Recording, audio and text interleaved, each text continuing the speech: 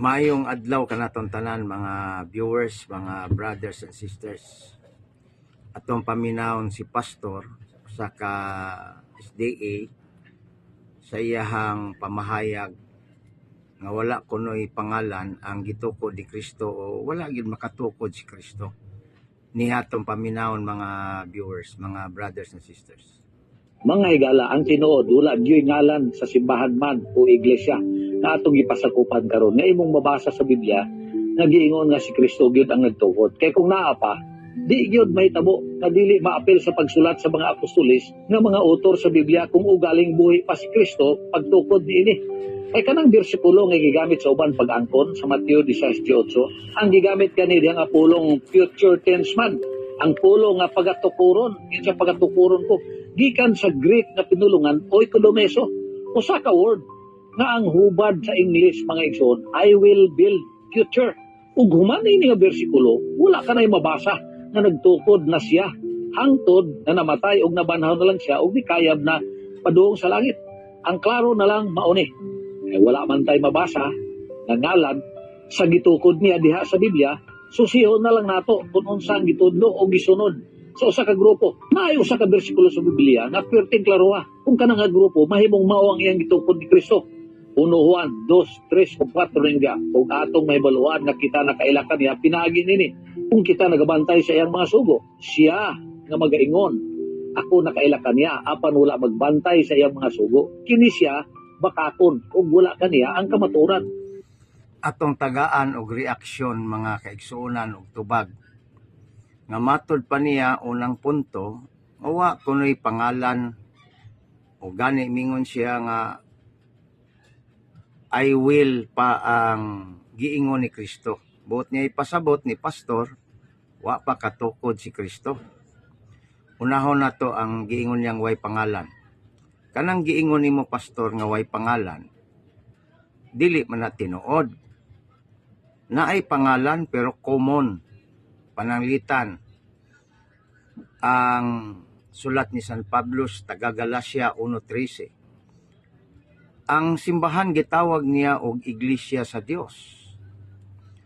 Unya didto sa unang Korinto 14:32-33, iglesia sa mga balaan ang iyang gitawag sa simbahang gitukod ni Kristo. Unya sa Roma 16:16, ingon si San Pablo, iglesia ni Kristo. So mao na ang mga pangalan, pero dili proper. Naagyapoy pangalan, so sayop ang imong giingon nga way pangalan.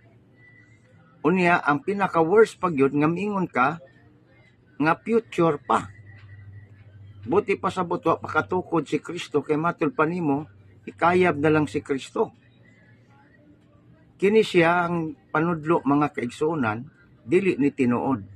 Nganuman, kay kung tinuod pang gisulti ni pastor, nga wa pa katukod ang atong Ginoong Hesukristo og iglesia, nganong miingon man si Kristo kung wala pa ang iglesia sa Mateo 18:18 kung wala pa ang iglesia. Akong basahon, nag-ingon si Kristo dinhi,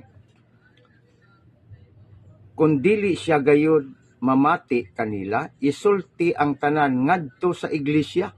So nanay iglesia. Unya ingon si pastor, wala pa. O kung dili siya mamati sa iglesia, isipa siya nga usa ka langyaw o kobrador sa buhis. So, mga kaigsunan, kung mutuo kanining pastor sa SDA, nga wa pa katukod si Kristo og iglesia, samantala ang Mateo 18:17, nga naa na ang iglesia, gani kundi mo tuo sa iglesia isumbong, hamay tuhuan na to ani kining pastor sa Seventh-day Adventist o ang Biblia mismo. Mao nay resulta kana bitang mubasa tag Biblia nga kanang selective lamang, sumala sa atong gusto, sumala sa pahaom sa atong doktrina, dili objective. Dapat basahon tanan ang nakasulat sa Biblia aron ang atong pagpanudlo insakto, tanawa di napalpak. Kay matud pa niya way ngalan pero naa. Gani ang opisyal nga ngalan ana diha sa simbahang Katolika, kay ang gitukod ni Kristo Katolika man, makailapon nga iglesia, kay matud pa niya sa Greek 9:31 sa buhat, Hymen on Ecclesia Catholis, Iglesia Katolika. So mao na ang simbahan nga giopisyal natong 1871 Holy Catholic and Apostolic Church. Mao na atong komentaryo. Daghang salamat sa atong tanan o dalaygon ng Dios.